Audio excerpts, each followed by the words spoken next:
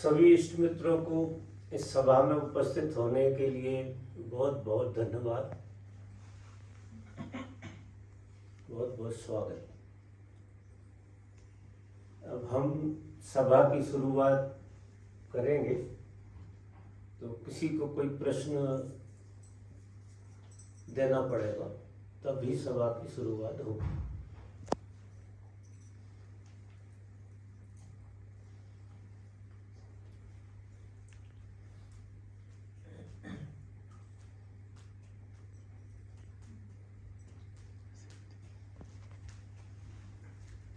पूछिए। आशीर्वाद।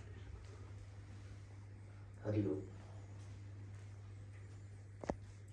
मेरा प्रश्न बाबा जी ये है कि आपके जीवन में जो इतनी बड़ी घटना हुई है, साक्षात सत्य के दर्शन की, ये एक सडन एक्सप्लोजन है या कैरी फॉरवर्ड पिछले जन्मों का सतत प्रयास रहा है? कृपया मुझे इसके बारे में मेरा ज्ञान वर्धन करने की कृपा करें। ठीक है, बैठिए।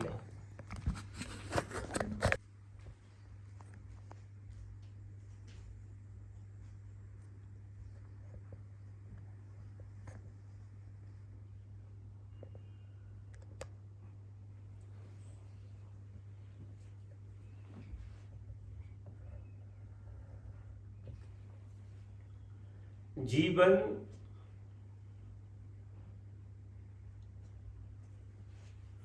की सबसे बड़ी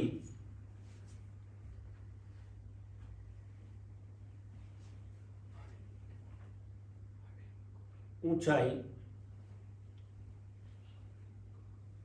मनुष्य छूने के लिए पैदा हुआ है। ऐसा कोई भी मनुष्य नहीं है जो अपने जीवन की पूरी संभावना न लिए हो। ये साधारण लोगों को भी है और असाधारण लोगों को भी है। संभावनाएं तो सब लिए होते हैं, फिर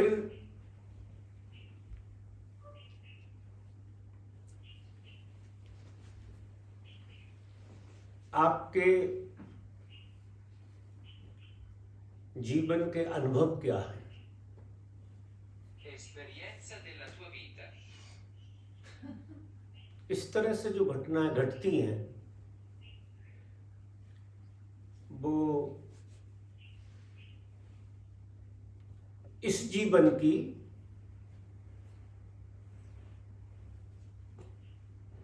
साधना का ज्यादा मूल्य नहीं होता। मूल्य तो उनके जीवन में पिछले जन्मों से ही चला आ रहा होता है, क्योंकि ये कभी किसी के लिए भी एक जन्म की बात नहीं। जन्मों जन्मों का संचय इकट्ठा होता है बूंद बूंद करके, और इस जन्म में फिर कोई बहाना, छोटा सा बहाना भी उस घटना को उभार देता है। भगवान के जीवन में भी इसी तरह का खेल हुआ। पिछले जीवन में किसी साधना से गुजर रहे थे और वो साधना का संकल्प प्रकृति ने पूरा नहीं होने दिया था। पकाव पूरा आ गया था,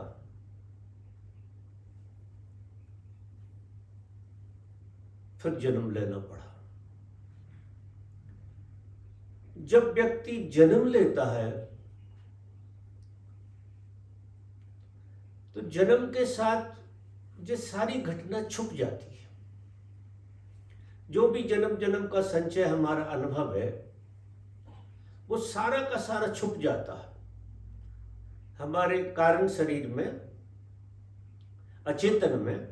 ये सब कुछ छुपा रहता है। इवन जिसको घटना घटेगी उसको रत्ती भर ये ख्याल नहीं होता कि मेरे जीवन में कुछ ऐसा घट सकता है। वो बिल्कुल साधारण आदमी की तरह जिंदगी जीता है, जैसे साधारण आदमी जी रहा होता है। उसे भनक भी नहीं पड़ती कि मेरे जिंदगी में कुछ इस तरह का घट सकता है।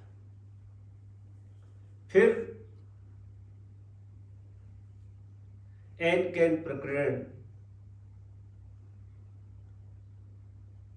अस्तित्वगत गुरु से मुलाकात हो जाती है।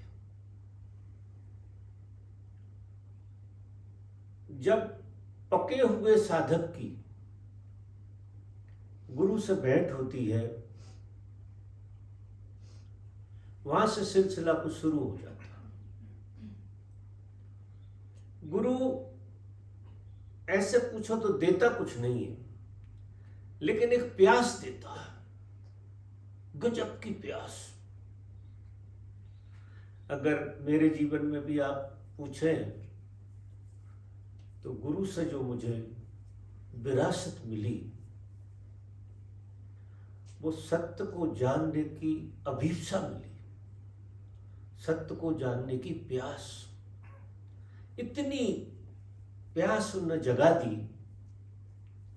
जब पहली बार दर्शन हुए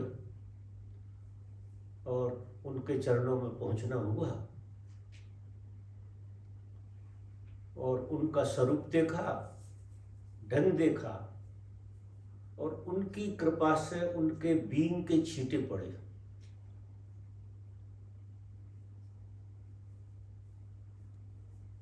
बस एक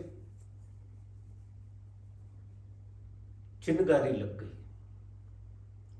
और ये बात ख्याल में आई, पहली बार ये बात ख्याल में आई कि मनुष्य की ये संभावना हो सकती है उनको देख के, क्योंकि कोई देखने वाला, कोई दिखने वाला जीवन में हमारी प्यास को ज्यादा जगा सकता है, क्योंकि वो एक तरह से हम जैसा भी है और दूसरी तरह से दिव्यता के आलोक में बैठा हुआ है, परमात्मा की गोद में बैठा हुआ है। परमात्मा गहरे में उसके माध्यम से काम कर रहा है, अद्भुत चमत्कार होता है। परमात्मा सीधा काम नहीं करता। जैसे ये पंखा चल रहा है तो ये हवा का माध्यम बन गया, इसके माध्यम से हमको हवा शीघ्रता से, ऐसे जो बयार चल रही थी वो भी पहुंचती लेकिन उससे बात नहीं बनती। लेकिन पंखा के माध्यम से जब हवा चलती है तो सघनता आ जाती है। गुरु के माध्यम से जब परमात्मा काम करता है तो एक धार बन जाती है, अद्भुत।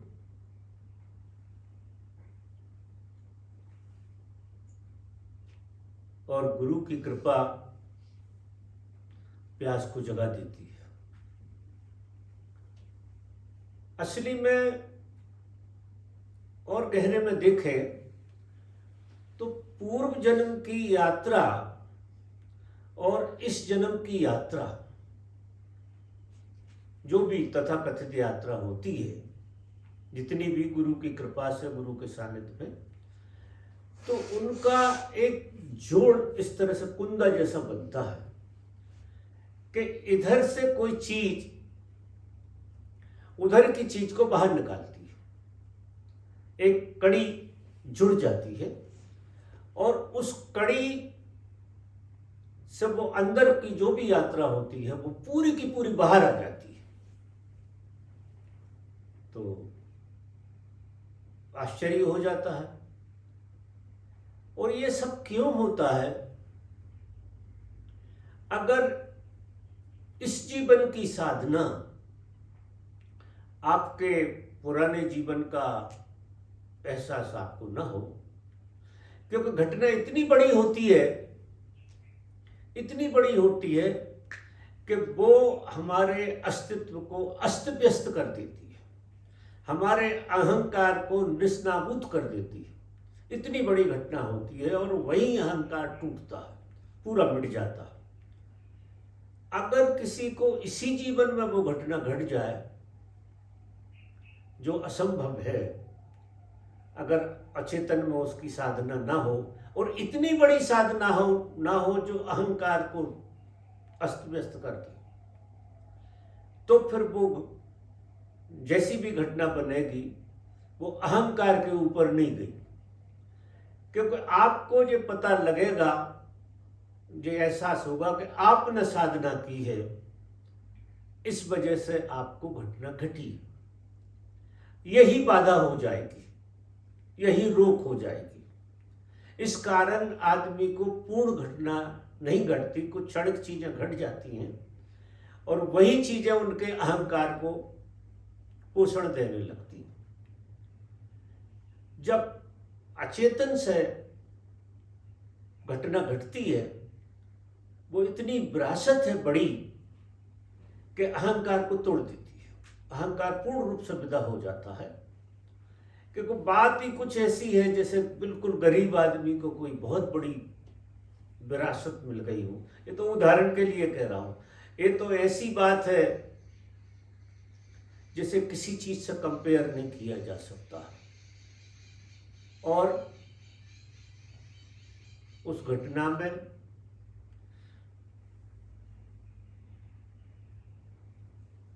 जो भी होता है वो बिल्कुल नया होता है। आपने अगर उस घटना को जिया, उस घटना से गुजरे, तो अतीत की कोई भी घटना उस घटना से मेल नहीं खाएगी। ये इतनी कुंवारी और इतनी नवीन होगी, इसीलिए अहंकार टूटेगा। अगर अतीत की किसी घटना से तालमेल खाए कि अतीत में भी ऐसा है, ये तालमेल खाए, तो अहंकार खड़ा हो जाएगा, अहंकार खड़ा हो सकता है। क्योंकि किसी चीज से कंपेयर करना ही अहंकार का खेल है। अब यहां वो घटना इस तरह की इंडिविजुअल है कि किसी चीज से कंपेयर की ही नहीं जा सकती है, कोई उपाय नहीं है। वो बिल्कुल परमात्मा बिल्कुल नया होता है, ताजा होता है, कुंवारा होता है। एक तो ये बात होती है, और दूसरी बात ये होती है जैसे ये घटना सबको घट गई, कोई नहीं बचा। वो व्यक्ति को नहीं घटी, समष्टि को घट गई। इवन जड़ चेतन सबको घट गई। तो आदमी चुप हो जाता है, बोलता नहीं। बुद्ध चुप हो गए, और भी लोग चुप हो गए। लाओ से तो बहुत दिनों तक चुप रहे कि किससे कहें, कहने सुनने की बात ही नहीं है। क्योंकि उसको जो दिखाई देता है, वो जो दिखाई देता है कि वो सबको घटी हुई है, ऐसा कोई है ही नहीं जिसको घटी ना हो। तो एक संभावना जीवन की अद्भुत घटती है। जब ये घटना घटती है, उसका प्रभाव सभी प्राणियों के ऊपर पड़ता है। सभी प्राणी एक अलग स्पेस में सरक जाते हैं, और उसको जो दिखाई देने लगता है कि किसी से कुछ कहने की जरूरत नहीं है। कारण क्या है कि ये घटना घटती नहीं है, असली में इसका पता लगता है। घटना तो जब तुम्हारा जन्म हुआ था तब भी घटी हुई थी, और जब पहली बार तुम अस्तित्व में आए थे, जहां से सृष्टि की शुरुआत हुई थी, ये घटना तब भी घटी थी, क्योंकि उसी घटना से तो तुम्हारा सारा विकास हुआ है। तो वो पहले से ही थी, सिर्फ उसका पता लगा है। और जब किसी चीज का सिर्फ पता लगा है और वो पहले से मौजूद है, तो इसमें किसी से कहने सुनने की जरूरत नहीं है। वो मनोरंजन का विषय नहीं है, वो तो सबको ही घटी है। सिर्फ बात इतनी सी है कि आपको इस बात का पता लग गया है और दूसरे को इस बात का पता नहीं लगा है। और पता लगाना कोई किसी को बता नहीं सकता है, प्यास दे सकता है। सभी की एक इंडिविजुअल यात्रा है, व्यक्तिगत यात्रा। बाद में जब रियलाइजेशन आता है तो ये लगता है तो सबको ही घटी हुई है, लेकिन शुरू में तो हम इंडिविजुअल यात्रा करते हैं। तो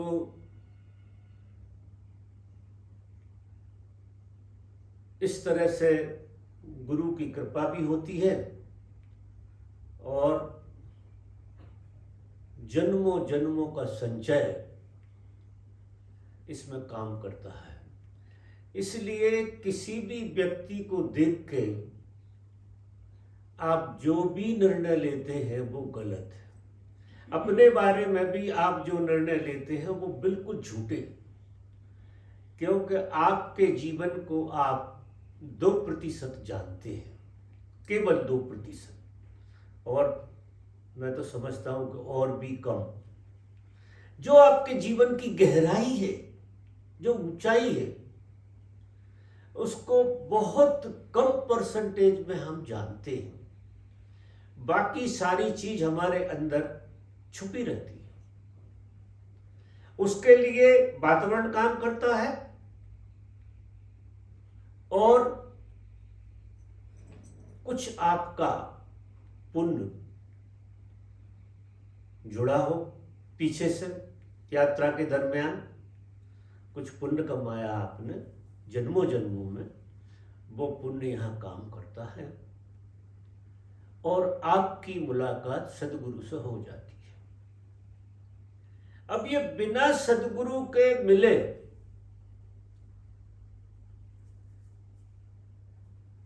करीब करीब मुश्किल है, लेकिन जो व्यक्ति की संभावना है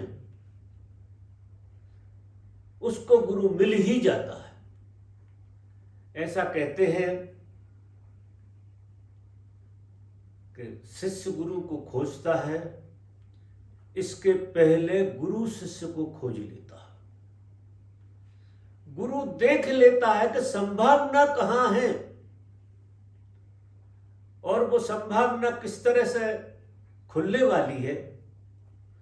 तो गुरु की जो मौजूदगी है, क्योंकि जब उसे घटना घटी थी तो उस लपेटे में तो आप आ ही गए थे, आप एक कदम तो सरक गए थे, आपको बिल्कुल पता नहीं था, और एक कदम आप आगे चले गए थे। तो किस स्टेज पे खड़े थे उससे ऊपर तो उसने उठा ही दिया था, उस घटना के साथ साथ जब उसे वो घटना घटी थी। फिर गुरु की जो प्रेजेंस है, जीवंत प्रेजेंस है, वो उस घटना को जोड़ने का काम करती है। आपके चेतन और अचेतन के बीच में गुरु की मौजूदगी वो हुक बना देती है। जब तुम गुरु के प्रेम में पड़ते हो, उसके हिसाब से साधना शुरू करते हो, चलते हो, तो जिसकी इस जीवन में जितनी खुलने की संभावना होती है, उसकी कृपा से वो उतना खुलता है। और ये इस जीवन का खेल नहीं है। आप पूर्व जन्मों से कितना कमा के लाए हैं, कितनी यात्रा आपने की है, वो यात्रा आपकी गुरु की मौजूदगी में क्लिक हो जाती है और बात बन जाती है। हाँ बोलिए। स्वामी जी जैसे आगे आप इधर ही बैठ जाओ, अगर प्रश्न आ ही रहे। जैसे जिद्दू कृष्णामूर्ति ने कहा है कि इस घटना के लिए किसी को अगर अटेन करना है तो गुरु की कोई आवश्यकता नहीं है। और जैसे कि मैंने आपकी वीडियो देखी है, उसमें आपने कहा है कि 3 बार आपने आपकी घटना घटित होने के बाद में 3 बार परम गुरु से मिलने का प्रयास किया, 2 बार नहीं मिला, तीसरी बार उन्होंने 2 शब्द कहे ठीक है। अगर वो घटना नहीं होती, क्या ये आपके जीवन का अधूरा रह जाता? क्या घटना नहीं होती? गुरु नहीं मिलता। हाँ, अगर वो आपको अपॉइंटमेंट न देते ऐसा और उन्होंने कहा ठीक है, ऐसा होता ही नहीं, ऐसा नहीं होता। गुरु फिर जब घटना घट गई तो देखो क्या होता है, ये हमने घटनाओं को, अब बैठ सकते हैं, कुछ ले लीजिए, वो तू तेरी वो दे दे, वो है सीट। क्या होता है कि जब किसी व्यक्ति को इस तरह की घटना घटती है,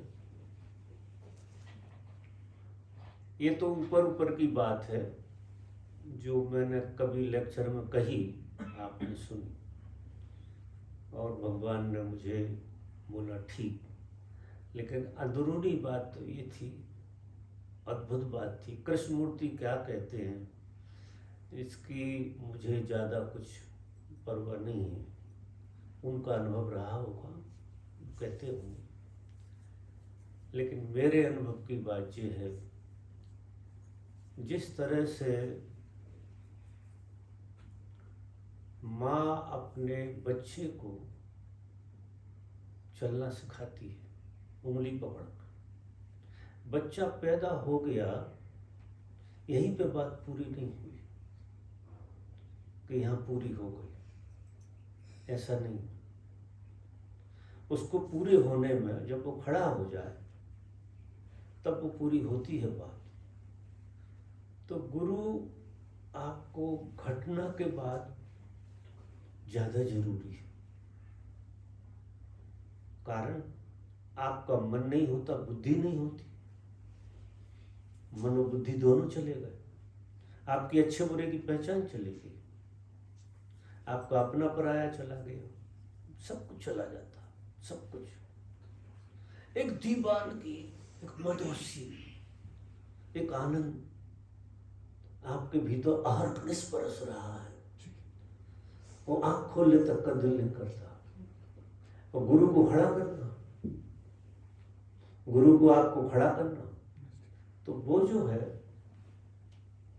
हाथ पकड़ के चलाता है कुछ दिन, हाथ पकड़ के चलाते चलाते चलाते चलाते और फिर वो आपको छोड़ देता, कि वो मजबूत हो गए, आप चल सकते हैं, वो गुरु छोड़ देता, बस एक आध इशारा कर जाता। और अगर इसके बाद भी तुम उनके चरणों में रहो या वहाँ रहो तो वो भगा भी देता कि अब तेरी यहाँ जरूरत नहीं, तू भाग जा, जितना दूर जा मेरे से उतना दूर चला जा, क्योंकि जितना दूर जाएगा साधक उतना ही मजबूत होगा, जो भी एक कहानी है। तो गुरु अगर दोबारा से न सहयोग करे, दोबारा से हाथ न पकड़े, तो आप खो जाओगे, भटक तो नहीं सकते, लेकिन आप खो जाओगे, क्योंकि आपका संसार से जोड़ बिठाता है।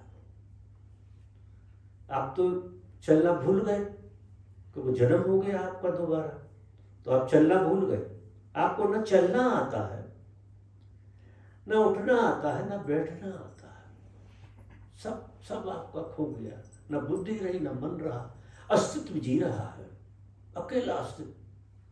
और सब तरफ अस्तित्व के अलावा कुछ दिखाई नहीं देता।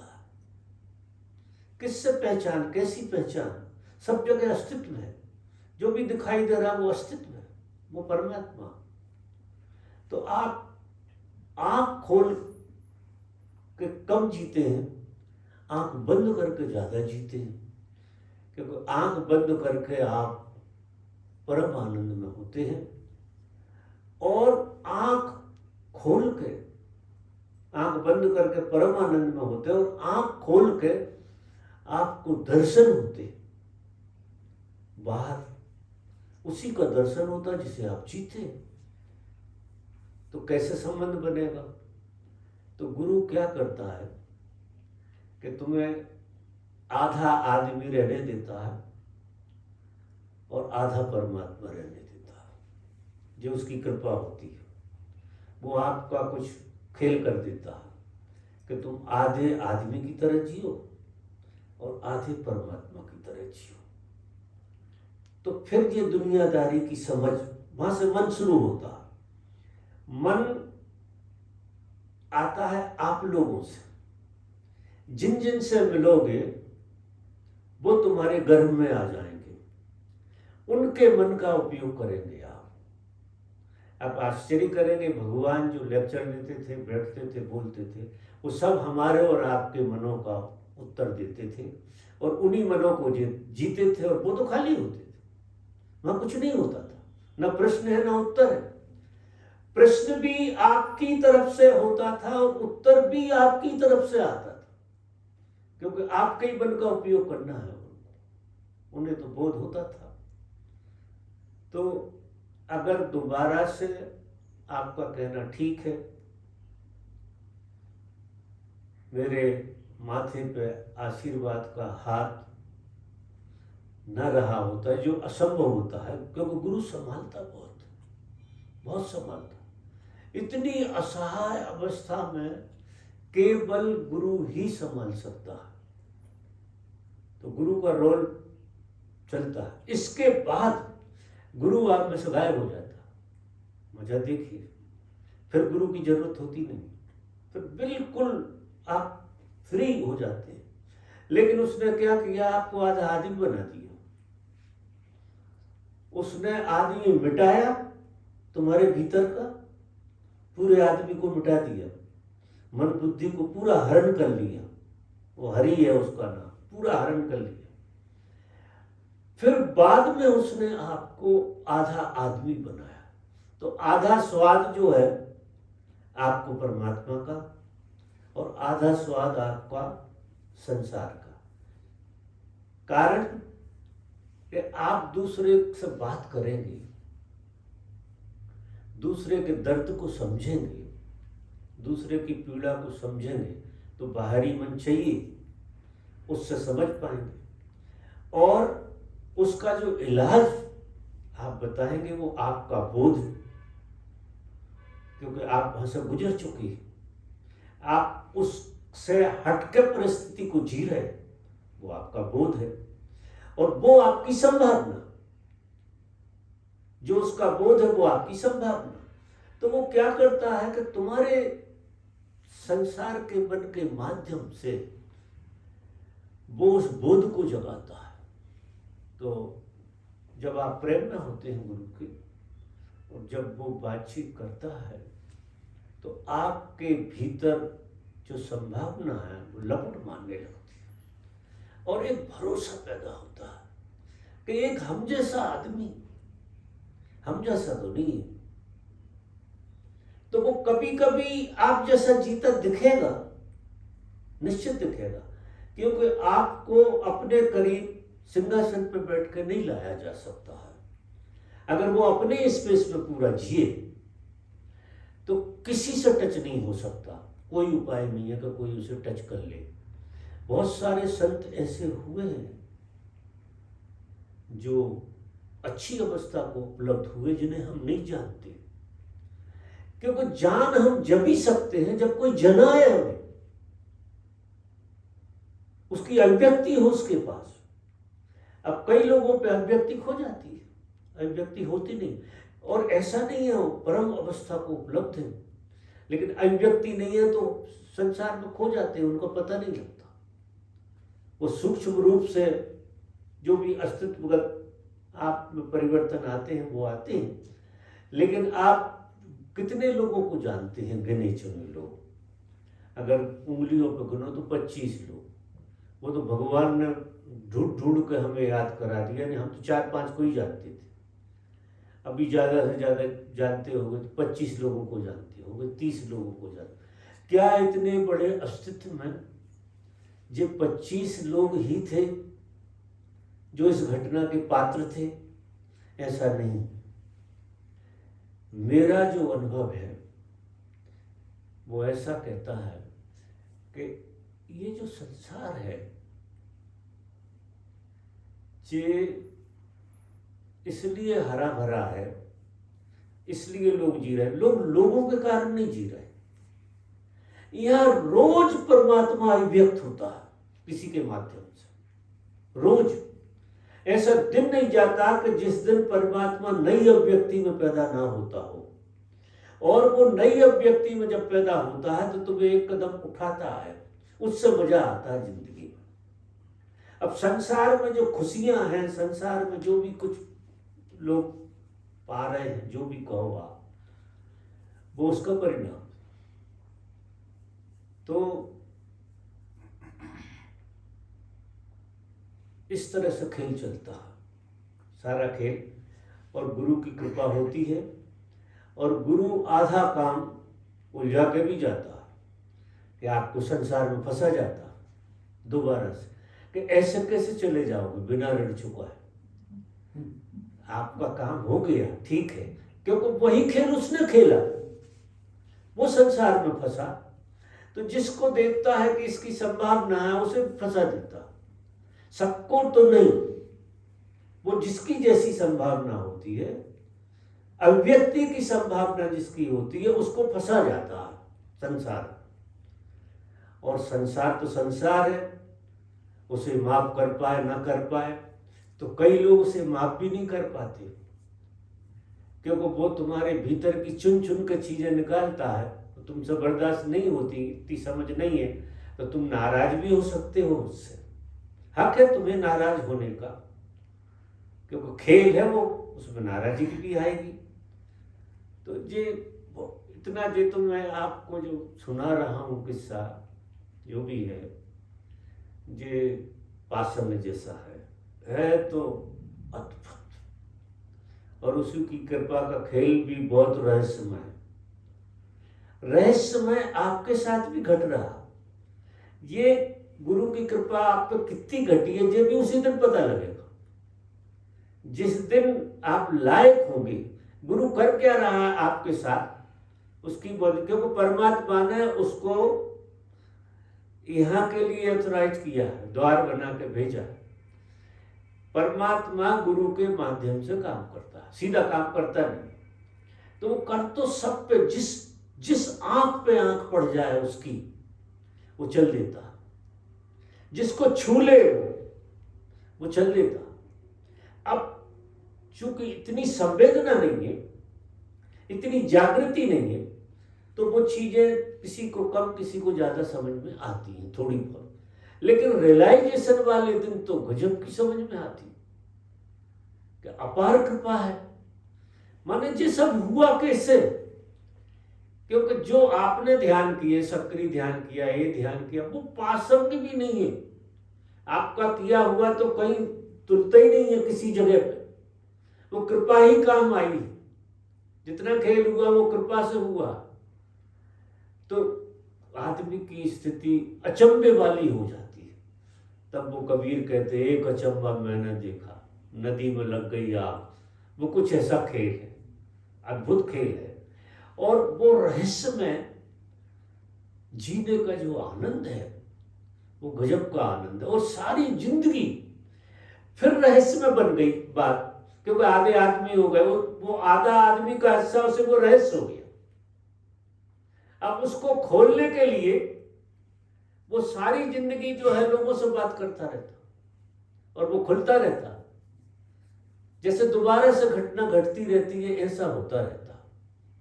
ऐसे समझिए। बाबा, आपने बोला कि आपका प्रश्न पूरा हो गया? ठीक, अब आप बैठ सकते हैं अपनी जगह पे सुख से। ठीक। बाबा, आपने बताया कि शिष्य जब गुरु को ढूंढने निकलता है उसके पहले गुरु चुन चुका होता है, और जब आपको घटना घटी तो उस समय आपके जितने शिष्य थे उनका भी कुछ, उन्होंने उस घटना को थोड़ा जिया है, लेकिन जब तक बाबा वो सारे शिष्य तो आप तक आए नहीं थे, मतलब वो तो आपके संपर्क में भी नहीं थे, तो जब घटना घटी तो आने वाले लोगों पे कैसे बाबा वो गुरु की कृपा से हुआ, जो भी थे साथ में वो गुरु की कृपा के कारण थे। और नहीं, हाँ। जो अभी तो उस समय तो कोई शिष्य था नहीं बाबा, तो अभी जिनकी जैसी संभावना है उतना समझ पाएंगे। पास आने का मतलब जो है कि समझना, हम अपने बोध से समझ सके, उसे समझना कहते हैं। नहीं बाबा, मैं ये पूछ रहा था, आपने कहा कि वो जब घटना आपको घटी उस घटना का प्रसाद आपके सभी शिष्यों पर भी थोड़ा वो सा पूरी गिरा है। मनुष्य जाति पे जाता है, अच्छा, पूरी मनुष्य जाति प्राणी मात्र पे जाता है। वो तो रोज घट रही है। ऐसा दिन नहीं जाता जिस दिन कोई व्यक्ति में से परमात्मा अभिव्यक्त नहीं होता, चाहे वो अभिव्यक्ति कर पाए और चाहे अभिव्यक्ति न कर पाए, तो भी वो अभिव्यक्त तो होता है, सूक्ष्म रूप से होता है, लेकिन होता जरूर। क्योंकि ये जगत जो है ना, उस संचालन से चल रहा है, जहां परमात्मा रोज ताजा प्रकट होता है। वो बहुत रहस्यमय बात है, समझ में इस तरह से आ नहीं सकती मन बुद्धि से, कि वो मन बुद्धि के परे की बात है। लेकिन जिस संसार में एक इतना उपद्रव चल रहा है, देखिए अणुबम से लगा के इतना उपद्रव चल रहा है, फिर भी संसार जी रहा है, सब कुछ चल रहा है। तो इससे कौन सी सत्ता समारे हुए है? इसको गुरु सत्ता ही समारे हुए, ऐसा समझ लो। परमात्मा गुरु के माध्यम से, परमात्मा किसी व्यक्ति के रूप में अभिव्यक्त होता रहता है, उससे संतुलन बना हुआ है पूरे जगत का। पूरा जगत गजब का संतुलित है, कहीं यहाँ क्योस नहीं है, यहाँ हार्मनी है। दिखाई देता है, अगर क्योस होता तो इतना ये चल ही नहीं सकता। यहाँ हार्मनी है। देखो चांद है, तारे हैं, सूरज हैं, सब गति में है, और कभी टकराते हैं क्या? कभी सूरज से चांद टकराया? कभी कुछ ऐसी घटना घटी है? वो तो जो तारा बूढ़ा हो जाता है, गिर जाता है, वो अलग बात है। लेकिन जीवंतता में तो एक हार्मनी है, गजब की हार्मनी। समझ रहे मेरी बात? और किसी का प्रश्न है? हाँ बेटा आओ। प्रश्न ने इतना ऊंचा पूछ लिया कि अब मुझे कुछ और बोलने का।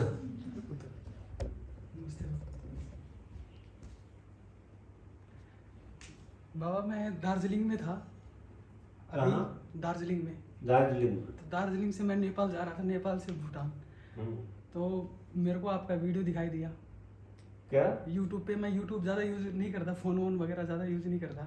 हम्म। तो आपका वीडियो दिखाई दिया। वीडियो दिखाई देने के बाद मेरे को अचानक फील हुआ कि मेरे को वापस जाना चाहिए। तो मैं वहाँ से बाबा ये कहीं जा रहे थे, पे यूट्यूब पे इन्होंने आपका वीडियो देखा और ये यहाँ आ गए। बैठ सकता हूँ। बैठो ना। तो बाबा मैं वहाँ से वापस आया तो मेरा क्वेश्चन कुछ एक ही चीज़ का है बस। मैंने योगा किसी से नहीं सीखा, मैंने आपसे सीखा है। योगा? हाँ जी, क्योंकि बाबा मैं नेवी में था, मार्कोस था नेवी में। तो वहाँ पे मैं तो मज़े लेने के लिए किया था सब कुछ, मेरे को किसी चीज़ की कोई प्रॉब्लम नहीं थी। लेकिन 2019 में मेरा शोल्डर डिसलॉक हो गया स्काई डाइविंग करते हुए। तो बाबा आपका वीडियो अचानक से आया। एक बार 2012 में मेरे को 2 फ्रेंड है, एक ये हैं और एक वो है, उनको मैं यहाँ पे देखा, इधर आया, तब जाके मेरे को एक महाराज जी है, उन्होंने मेरे को बोला कि परशुराम जी की वहाँ पे चले जाओ आप। मैं वहाँ पे गया तो बाबा मैं ऊपर रास्ते में जाने लग रहा था, मैं पैदल वॉक करते हुआ जा रहा था अकेला। तो एक गाड़ी आके रुकी मेरे पास और वो मेरे को बोला कि चल बेटा हम छोड़ देते हैं तेरे को। तो वो बाबा मेरे को बोला वहाँ जाके बैठा। मैं वहाँ जाके बैठा, तब मेरे को रियलाइज़ हुआ कि सारा काम आपने किया है, सब कुछ आपने किया है मेरे साथ। मैं बाबा ये कह रहे हैं कि इनकी जो यात्रा है, भटक रहे थे यहाँ तक आए मैं फिर भटक नहीं आपने- रहा था। हाँ मैं फुल मजे में था बाबा, पूरी लाइफ में पूरे अच्छे से इंजॉय करते हुए आया था। 2012 में मेरी एक गर्लफ्रेंड थी, मैं दिल्ली में पोस्टिंग थी मेरी, तो मेरे को कोई पता नहीं था किसी चीज़ का भी। वो मेरे को बोली कि ऐसे ऐसे राजपीपला एक जगह है, तो मैं बोला 3 दिन की छुट्टी लेके मैं बोला चलो घूमने के लिए चलता हूँ। नहीं तो तू पूछना प्रश्न- क्या? पूछना प्रश्न- ये चाहता हूँ बाबा, आपके जो थेरेपी दी है मैं उस थेरेपी को क्या नाम दूँ मेरे को पता नहीं। क्या जरूरत है नाम देने की, जियो से। लेकिन बाबा मैं यहाँ पे आके देखा इधर तो जो कल जो भाई साहब आए थे फिजियोथेरेपिस्ट, वो जो बता रहे थे सिटिंग पोजीशन, हम्म? सिटिंग पोजीशन के बारे में बता रहे थे बाबा। कल वो जो डॉक्टर आया, हाँ जी।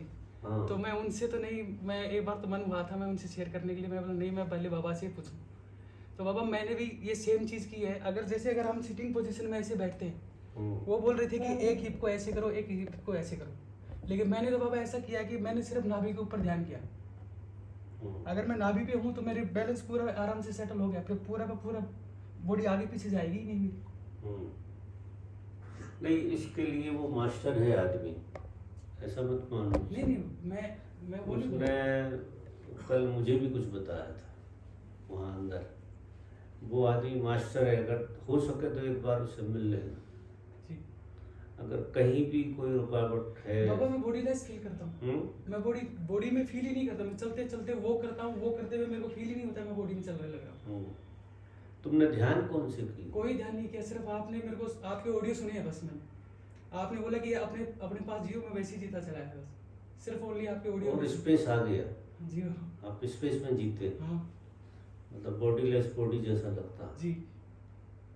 फिर जिए आप, इस तरह से जियो जितना बन सके, इस फीलिंग को ज़्यादा जिए। ये क्या करेगी कि तुम्हें गला देगी, तुम्हें मिटाएगी। तुम्हारा बहुत कम हिस्सा अभी स्पेस में पकड़ में आ रहा है। डूब तो गए हो तुम, लेकिन गलना जो है, अभी जो बर्फ की चट्टान है वो ना के बराबर गली है। तो अगर इस स्पेस को आप जीते जाएं, जब एक विधि, तो धीरे धीरे करते करते करते करते तुम्हारे अंदर पूरा स्पेस आ जाएगा। और जब स्पेस आ जाएगा तो तुम्हें बहुत सारी चीज़ें रियलाइज होने लगेगी, वो क्लियरिटी आने लगेगी। तो अभी अगर ऐसा लग रहा है आपको, ईमानदारी से चलते फिरते उठते बैठते अगर आपको स्पेस में जीना आ रहा है, तो ये शुभ संकेत है। अब इसमें भी मैं तो ऐसे ही कहूँगा कि किसी जन्म की यात्रा तो जुड़ी होगी, ऐसे तो नहीं आता। बाबा मैंने वहाँ पे फील भाई मुझे मिले होंगे, वो चीज़ क्लिक हो गई होगी, मुझे देखा होगा, क्लिक हो गई होगी, लेकिन स्पेस जो है वो आपकी कभी की यात्रा रही होगी, शायद उससे आया होगा। और इसको सौभाग्य मानो, वरदान मानो, और इसको आप जियो। और क्या करो, थोड़ा एक आध ध्यान और जोड़ लो तो इस पे बहुत सुधार आ जाएगा, इसकी धार आ जाएगी पूरी। तुम चलते हुए अपने को, उठते हुए बैठते हुए अच्छे से देख पाओ, समझ पाओ। कल रात को बाबा वही हुआ मेरे साथ। चलो शाम भैया थोड़ा जोर के बोलो, सुनने में दिक्कत। कल शाम को बाबा वही हुआ। शाम को मैं लेटा हुआ था मेरे रूम पे, आपके इधर ही ऊपर है डोमेट्री में, तो मेरे को चेस्ट पेन हुआ बाबा बहुत भयंकर। मैं आराम से लेटा हुआ था ऐसे ही, तो मैं भाई को बताया उनको, और भाई मेरे को चेस्ट पेन बस जियो आप, आपसे ज़्यादा कुछ कहने की बात नहीं है, बैठो आप और जियो मुझसे। लेकिन एक ध्यान और जोड़ लो, कोई सा भी, नाद ब्रह्म जोड़ लो, कोई सा भी जोड़ लो, उससे ये ट्यूनिंग अच्छी आ जाएगी। ठीक। और किसी का एक प्रश्न और किसी का अगर हो तो बात को थोड़ी बढ़ाई जाए, नहीं फिर घूमने चला जाए। किसी का रह गया है प्रश्न? मुझे पूछना है। तुम्हारा है? बाबा काम, प्रेम और करुणा में क्या अंतर है? जमीन आसमान का अंतर है। हाँ। काम, प्रेम और करुणा। वो शब्द तो एक जैसे ही लगते हैं बाबा तीनों। देखो, काम जो है वो दूध जैसा है काम, कि दूध है वो नेचुरल फिनोमेना, काम यानी नेचुरल फिनोमेना। फिर दूध मरता है, फटता है और उससे मक्खन बनता है। प्रेम मक्खन जैसा है कि अब काम पूर्ण रूप से रूपांतरित, यानी दूध बचे ही नहीं, दूध मक्खन हो गया। और करुणा जो है वो घी जैसी हो जाती है। जब वो घी जैसी हो जाती है करुणा, तो उस करुणा के बाद सच्चा प्रेम घटता है। जिस प्रेम की सच में हमें खोज है वो प्रेम घटता है, और वो प्रेम सुगंध जैसा होता है। और आपने देखा होगा कि घी की सुगंध कितनी फैलती रहे, कम होता ही नहीं है घी, और सुगंध फैलती रहती है। हजारों लोग उसकी खुशबू ले सकते हैं, आनंदित होते हो, घी ज्यों का त्यों रहता है, बिल्कुल पूर्ण बना रहता है, उसमें से कितना ही निकल जाए सुगंध। तो करुणा से ऊपर कोई चीज है, वो है असली प्रेम। वो प्रेम सुगंध बन जाता है।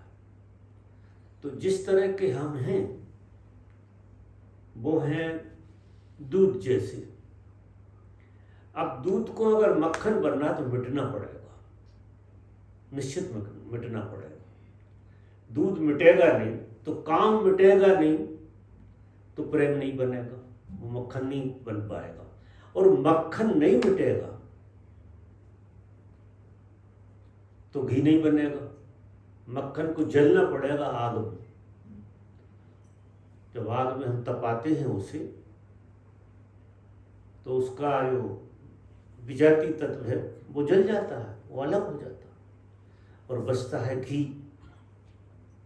घी के साथ कुछ नहीं करना पड़ता, घी की अपनी मौजूदगी है और उसमें से सुगंध उठती रहती है। तो वो काम ऊर्जा का ट्रांसफॉर्म होने के बाद प्रेम का जन्म होता है क्या वरना? करुणा से भी ऊपर है प्रेम। अच्छा। काम ऊर्जा आपकी बदल जाए और जिसे तुम तथाकथित प्रेम कहते हो ये भी खत्म हो जाए, भागदौड़ बंद हो जाए, और वो प्रेम भी मर जाए, तुम्हारा जो लोकल प्रेम है वो भी मर जाए, तो फिर करुणा का जन्म होगा।